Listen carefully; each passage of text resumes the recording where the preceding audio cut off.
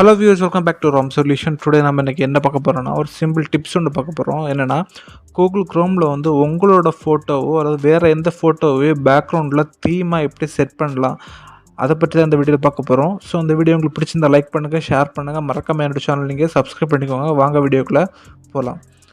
First நம்ம Google Chrome ப்ரௌசரை open பண்ணிக்கோங்க. அதில் நீங்கள் கீழே பார்த்தீங்கன்னா ரைட் சைடு கீழே கார்னரில் கஸ்டமைஸ் பட்டன் இருக்கும், அதை கிளிக் பண்ணுங்கள். கஸ்டமைஸ் பட்டன் இல்லைன்னா நீங்கள் வந்து Google Chrome ப்ரௌசரை வந்து அப்டேட் பண்ணணும். அதுக்கு ரைட் சைட் கார்னரில் மேலே 3 டாட் இருக்கும், கிளிக் பண்ணி ஹெல்ப் ஆப்ஷனை கிளிக் பண்ணி அபவுட் Google Chrome அந்த ஆப்ஷனை கிளிக் பண்ணுங்கள். இதில் பார்த்தீங்கன்னா செக்கிங் ஃபார் அப்டேட் ஷோ ஆகும். இது Google Chrome வந்து அப்டேட்டாக இருக்கான்னு பார்த்துக்கோங்க. அப்டேட்டாக இல்லைன்னா அப்டேட் பண்ணிக்கோங்க. ஒன்ஸ் அப்டேட் பண்ணிவிட்டு இதை க்ளோஸ் பண்ணிக்கோங்க.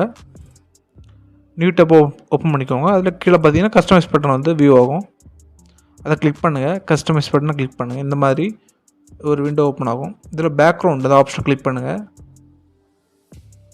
அது பக்கத்தில் அப்லோட் ஃப்ரம் டிவைஸ் அதை கிளிக் பண்ணுங்கள். அப்லோட் ஃப்ரம் டிவைஸ் அதை கிளிக் பண்ணுங்கள். இப்போது உங்களுக்கு எந்த ஃபோட்டோஸ் வேணுமோ அந்த ட்ரைவை கிளிக் பண்ணிங்க செலக்ட் பண்ணிக்கலாம். செலக்ட் பண்ணிவிட்டு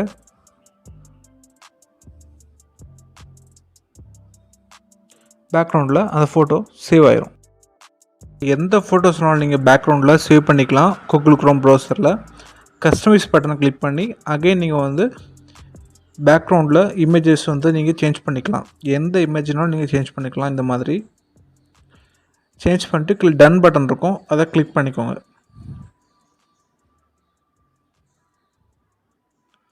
அதே மாதிரி நீங்கள் பேக்ரவுண்டில் அந்த கலர்ஸையும் நீங்கள் சேஞ்ச் பண்ணிக்கலாம்.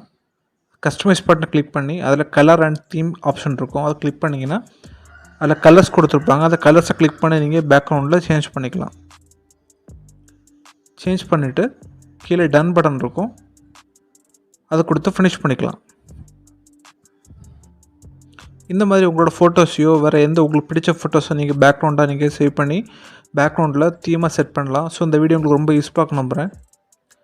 நெக்ஸ்ட் வீடியோவில் நம்ம சூப்பரான டிப்ஸ் அண்ட் ட்ரிக்ஸோடு உங்களை மீட் பண்ணுறேன்.